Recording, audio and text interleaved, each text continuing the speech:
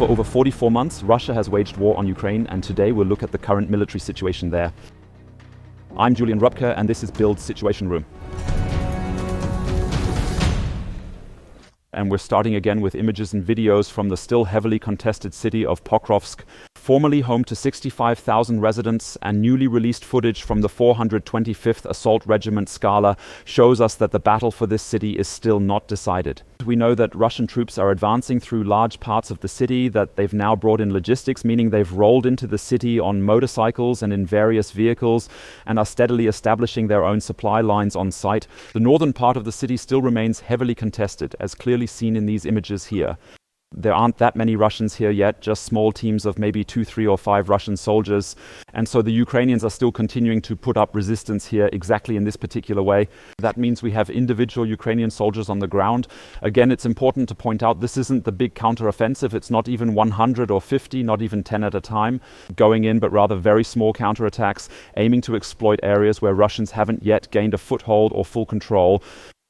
To attack the Russians there, we can now see here, for example, 2 Russian soldiers moving cautiously from house to house, and they're being hunted down, hunted by a surveillance drone that's tracking the entire scene, that records everything non-stop and precisely tells these 3 Ukrainians, for example, where to move, where the Russians are, where they're currently hiding. Then, of course, they're also being hunted by FPV kamikaze drones repeatedly deployed against them, which we see here in action. So these bigger explosions are basically drones called in for reinforcement, which then get deployed. But, of course, they're also being targeted by the infantry here, which we see from Skala as they move from house to house, trying to push back the Russians who have advanced deeply, who are way out beyond their own ranks and lines, to eliminate them there before they gain further foothold in the northern part of the city. And yes, interestingly, we see fighting both within and over small single-family homes, as well as here at this cemetery. A Russian soldier had apparently taken cover there and is now being targeted by multiple Ukrainian army kamikaze drones, ultimately dying as a result. That means we're continuing to see a difficult situation unfolding in Pokrovsk. We can see that a large part of the city, and we'll also see this right away on our map, is now colored red. That means clearly it's under Russian control, but fighting continues in the north. And it's still worth pointing out that we continue to have no video of a Russian flag being raised in the city center. That means the center of Pokrovsk, that former city of 65,000 people, still appears to be under Ukrainian control. Let's mark that briefly. The center is still shown as contested. There are, as I said, simply no reliable details about it, since we've only occasionally seen Ukrainians there. However, not yet that Russians were there. However, the fighting we've just seen have so far been limited to the north here. I can quickly sketch that in. The images we just had were from the area north of the railway line, which is clearly and distinctly marked. And we know that individual Skala soldiers from the 425th Assault Regiment keep crossing these tracks heading south and carrying out operations there, probably also to keep supplying that small enclave or that little area in the heart of the city where, at least that's what we assume, Ukrainian soldiers are still believed to be holding out at this time. And we're now looking a bit further east to Myrnohrad, formerly home to over 40,000 residents. And there it's the Russians who haven't broken through, occupying only about 10% of the city so far, as this map also shows. And those other 90% still remain under Ukrainian control, including forces such as the 38th Marine Brigade and the 79th Air Assault Brigade of the Ukrainian Army Forces. And what the Russians are doing there to pound Myrnohrad into rubble, we can see in these truly horrific footage here, because it's increasingly 3-ton bombs that Russia is dropping here. You can see that quite clearly in these before and after images. We're talking about around 10-story residential buildings each time being completely flattened and reduced to rubble by these devastatingly powerful 3-ton bombs. And this is not an isolated occurrence, but rather something Russia is carrying out in a systematic and deliberate manner. We're seeing this constantly. These are all new Russian videos released by Russian drones. There's absolutely no guilt about showing it, how entire residential buildings keep collapsing. And we know there are still over 1,000 civilians in Myrnohrad. Interestingly, civilians who, according to the Ukrainians we've spoken with, are counted as so-called waiting ones. That means it's assumed these civilians are actively seeking to come under Russian control. Yes, whether that actually happens or whether they've already been killed by the Russians by then is another question. At any rate, the propaganda works well enough for some. A few people in Ukraine actually believe the Russians really want to liberate them and that everything will be better then. we're seeing there's a very low chance that those 1,000 people will actually come face to face with Russian lives. And that's not because of the Ukrainian army. And we've already mentioned it, the logistics to Myrnorad and also to Pokrovsk are becoming increasingly controlled by the Russians. We have a new video that was shot during these especially foggy days recently, and here we can clearly observe this kind of close cooperation or coordination taking place between motorcycles on one side and the armored vehicles on the other side.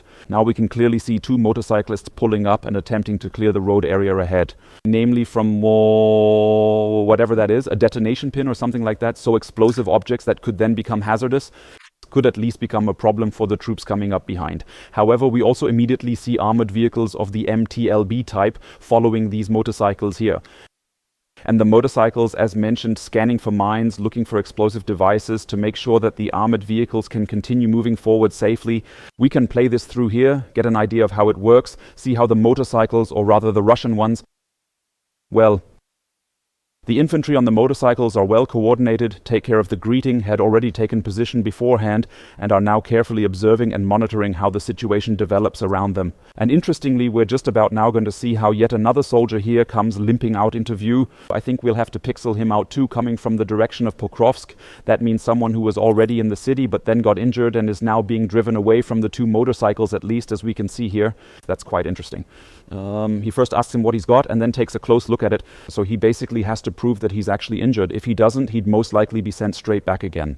But he managed to convincingly prove it here and is then safely carried back toward his own front lines by the motorcyclist. So we're seeing, especially in this bad weather, that the Russians have fully exploited the situation. The Russians have simply brought more logistics and armored vehicles into the city.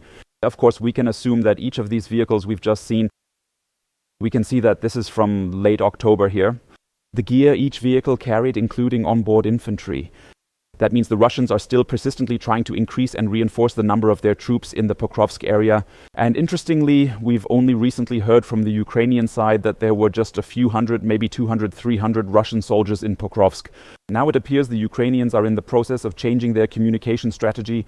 And just yesterday, we were informed by the presidential office that the number of Russian soldiers in Pokrovsk is 10 times higher than the number of Ukrainian soldiers. That means either the number of Ukrainians is now down to just 30, or much more likely the figures regarding the Russians have been heavily sugar-coated until now. And chances are it's already several thousand Russian soldiers who have by now taken up position in this city, which remains largely under siege and cut off from the outside. But Russia isn't just trying to bring the situation under control and reinforce its own troops with motorcycles and old MTLB armored personnel carriers. It's also using very modern weapon systems. And here we have a robot. A Russian robot driving towards the front. I hope you can see it here. This is also from the 7th course, meaning once again from the broader Pokrovsk area. Here we can clearly see how this robot is slowly approaching a location that had been mined by the Ukrainians. So this is, as mentioned, an unmanned ground system moving in here. And now I hope you can see it. There it is, slowly making its way forward toward a narrow passage right in this area, where trenches have already been dug, and here lies the wreck of a Russian vehicle with apparently several more positioned right next to it as well. From the sudden explosion we will see now, we can assume this attack has been prepared and this unmanned robotic vehicle is now completely destroyed as well. I think here we can see it a bit better again. Here's already the wreckage of a Russian vehicle, another wreck here, and what we see around the outside are these large trenches that were dug to stop the Russian advance. We can actually see here, this is exactly the crossing point the Russians want to use, and the robot is now driving straight towards it until it drives over a Ukrainian mine and is then destroyed as a result. But we can clearly see, and it's important to note, not only people, so not just infantry, not just what the Ukrainians call meat being sent to the front, but also a large number of drones, both aerial drones and ground drones, that, as just seen, are moving toward the front. From the Donetsk region, we move further southwest into the Zaporizhia region. There, Russian troops have reportedly succeeded in capturing yet another village, specifically Novo-Uspenivka. And once again, we can see from the footage that there's massive shelling preceding the capture of this very small village, which has only about 10 houses. And right away, we see the FAB bombs being deployed. We can reasonably assume that this wooded area, specifically this ridge here, is being held by Ukrainian soldiers. And now we can see several explosions happening right after. We already see 2. So the Russians started filming a bit late, but then came 2 more explosions right after. Often it's 4 FAB 500s that are launched. There we see it. By now we've got all 4 impact points, with each one landing precisely along this exact line that we just displayed on the map right here. So you shouldn't underestimate this at all. It's extremely deadly. And even if it lands 10-20 meters off target, it's still lethal.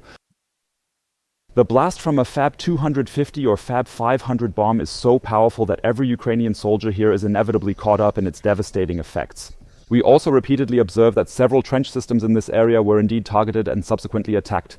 We're also clearly seeing that the Ukrainians' logistics, meant to reinforce the entire area, are being targeted here. And in the end, we're left with the same situation as so often before, Russians entering under their own flag. That they've now established a foothold here in Novo-Uspenivka. It's really just a tiny little village, maybe 10 houses in total, basically just one single street that's actually inhabited here, and yet they've still managed to push further west from this point. And we'll take a look at the map in a moment, because by now it's really becoming alarming for the Ukrainian side. We know the Russians have advanced to Novo-Uspenivka and have captured about 5 more villages from this small settlement here. Another village that hasn't officially been captured by Russia yet is now colored red here just on its own. And that means our map provider, Deep State Map, appears to have received troubling and potentially alarming updates. Details that even go beyond what the Russian forces have officially disclosed so far. What we've just seen, as mentioned, is Novo-Uspenivka, the small town that has come under Russian control. However, in Rivnopilye, which we've still been considering not even as a contested location over the past few days, I believe, Russian troops advanced as far as the town's outskirts or the village edge. Now, at least according to Deep State Map, Rivnopilye is now completely under full Russian control. And that would actually mean the road to Uliapoli, formerly with 15,000 residents, is now completely clear, that there are no more villages along this stretch, and that the Russians now, if they wanted to, could now advance the remaining 7-8 kilometers to the outskirts. And accordingly, they could then put another Ukrainian city under pressure, not only from the south as before, not only from the east, but also from the north. And that would indeed be extremely bad news for the Ukrainian defenders in the south of the country, specifically in the Zaporizhzhia region.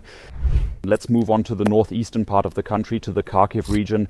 There, let's first take a look at another Russian video which shows that by now the drone superiority, that means drone superiority, both fiber optic and radio controlled, is so strong that Ukrainians hardly move any heavy forces into the region. So now we have a video here from a Russian unit that is in this case responsible for these attacks on these tanks. The video was also directly published by that specific unit. And here we can clearly see 2 Soviet-era tanks on the move, both of which are currently being targeted by these highly precise fiber-optic guided drones. That means we have the situation, and we've already noticed this, that various drones are following them right now. That means the Russians aren't even using surveillance drones anymore, the weather's pretty bad either, but instead they're launching 5 or 10 kamikaze drones at the same time. That all follow these tanks here and then strike one after another accordingly, taking them out piece by piece, or at least rendering them immobilized in the process. We don't know what happened to the crew, but we do know that in the end, both of these tanks are no longer able to be used at all anymore. The Russians, once again, are pushing through this area quite aggressively. We didn't see those stakes used for the netting earlier. This tank probably moved forward several meters or even hundreds of meters beyond that point. But it's also being attacked here now. Now you can see it's the same tank. We can see that from the markings, which are now visible on both sides here, but actually aren't visible yet. All in all, it's been reported that both tanks were apparently destroyed by the Russians in the Kharkiv area during the fighting. And the whole situation is extremely difficult for Ukraine. That means they can barely move from A to B anymore, especially not with tanks, even in bad weather. Because the Russians are essentially lying in wait, having carefully orchestrated a sophisticated and coordinated multi-drone ambush, as we can clearly see here, to keep attacking the escaping tanks and hunt them relentlessly back to their positions. Until, in the end, and that's how it appears here at least, 2 additional Ukrainian tanks are completely destroyed, or at least no longer able to take part in combat. Why are the Russians focusing so intensely on Kharkiv? It's a non-annexed region, and yet one where the situation for Ukraine is becoming increasingly dire and critical. Let's take a look at the map here, and this time use a new angle to examine the entire Kharkiv area. That means we can see the entire region here. Luhansk to the east of Kharkiv, which is 99% occupied, maybe even 100% occupied by the Russian army. And so far we've really focused on Kupiansk. It's a major town where the Russians are trying to gain a foothold, but that's exactly the key when considering the entire region as a whole. Here is the 1.5 million strong city of Kharkiv itself. We can see that the attack actually comes from the east, meaning this so-called buffer zone, the captured areas here, has been extended further from there. Now it's already a strip over 20 kilometers long and about 5 kilometers deep under Russian occupation here. And we see that up here, it's become relatively quiet around Hlibok and Lipsy, but over here at Vovchansk, that the Russians are also pushing forward here and now have control over most parts of the city. We showed in recent days and weeks that they've reached the very south of Vovchansk. That means we can assume the hunger for land of the Russians is far from satisfied here. Even though the region wasn't annexed, the Russians still have a strong and enduring interest in gaining control over it, to keep pushing forward here. And we can see that the percentage of Kharkiv already under Russian control keeps rising steadily every day. And it's clearly evident that this isn't limited to what Putin claims is actually Russia, which of course it isn't, but Russian territorial ambitions extend well beyond that and encompass all the other regions as well, that are currently still under Ukrainian control, either largely or completely for the time being. Because Russia remains extremely active not only in Kharkiv in northeastern Ukraine, but also in the Odessa region in the southwest. We actually have some shocking footage here that shows us the conditions under which people are living there, because Russian drones are attacking more frequently and aggressively. We can still see the sea here, meaning in the background there's a cargo ship anchored off the coast near Odessa, and here a Gerbera drone moving toward the city on a very low altitude flight. It was filmed by several people. Here we see it, a drone whose exact payload remains unknown until the very moment it reaches and hits its target. Now here's the city, the center, and there it is. Hope you can spot it. It's really a truly shocking sight. Here she's flying at maybe around 10-20 meters high over the houses of Odessa. And of course, eventually when a drone flies this low and we have tall buildings standing here, it's simply just a matter of time before it flies straight into one of these buildings. As I said, the Ukrainians, the people filming this, they don't know all the time whether this is a bomb-carrying drone, just a decoy drone, or whatever else it might be. In this case, at least that's how it looks. There was indeed a small fire when the drone hit here, but no big explosion. So, a stroke of luck. But again, for Ukrainians here, the constant terror that shadows everyone. Everyone can see and hear it in the city, and we should be able to see it any moment now. Up there, it's quite clear from here. Exactly, right there we can see it. So the drone basically flew straight into the window, didn't tear a big hole, but instead immediately fell down and smashed apart on the street below. Nevertheless, the scenes are of course truly unique and terrifying for the people there, who simply see that on one side the Russians have these drones, they have these capabilities, they can fly in so low, and Ukraine can only partially defend itself against these very low-flying drones. Then not only the Gerbera drones we've just seen, but also their so-called bigger sisters, the Shahed type, are a huge problem for Ukraine. We know that according to CNN's latest reports, around 6,000 of them are now being produced each month in Russia, mostly made from Chinese components, and that the attacks being carried out amount to as many as 700 per night. So accordingly, in terms of logistics and the capability to launch them within Russia, that's how they're being carried out. That's why it's absolutely crucial for Ukrainians to intercept these drones. Watch the next video closely. Some effects shown weren't added by us, but added by the Ukrainian unit, because right now we're seeing the Sting drone, that is a Ukrainian defense drone specifically deployed to counter these Shahed drones in real time. Now we see them first in the preparation phase, we see how it's being launched, and I hope you can see them clearly here. These are small, very fast drones of the Sting type, which are now being manufactured and will then be deployed to actively go after the larger Shaheds. We can see how everything is being prepared and then launched near a small VW bus or something similar. And now the attacks in the air. That means we can see quite clearly that the Ukrainians have the capability to chase the Shaheds with these small defense drones. But the issue remains that you still only get about 10 to 15 minutes of power for them. So these are small drones, of course, battery powered, and you've only got a very limited window of time available to catch those large Shaheds there. We see, nevertheless, it works. It works within the given possibilities. But when you're dealing with a massive attack of 300, 400, or even 500 incidents per day, then it's still relative after all. That means, yes, you can intercept some of these attacks, but you can't catch nearly all of them, and that's precisely the big problem for the Ukrainians. Now we're seeing more footage here, which also shows these attacks on the very large Shahed 136 drones. And what's interesting, as we can clearly see here, is that the Russians are now fully capable of defending themselves. At least they're trying. We're seeing more of these setups on Shahed drones. That means you don't just have the connection to the ground, the link to the operator, but you're also getting more and more of it. Systems mounted that are specifically trying to defend themselves against such interception drones. That means the Russians are quite aware. We've seen it again. The Russians are well aware of what the Ukrainians are throwing at them. Here we see it again, this small component on top, and they're trying accordingly to use their own jammers to defend against enemy drones. But luckily for the Ukrainians, the jammers don't seem to work, so they can intercept the Shaheds. The Ukrainians likely have hundreds of drones, hundreds of massive 4.50-meter Shahed drones, plus smaller Stings and Furious.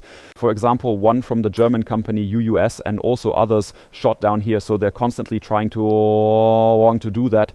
However, as I said, the whole thing is definitely achievable for the Ukrainians within the scope of what's possible. You still need to have the exact right timing, and you need to have perfect information about the incoming drone. We often see them flying way above the clouds at around, say, up to approximately 4 kilometers in altitude.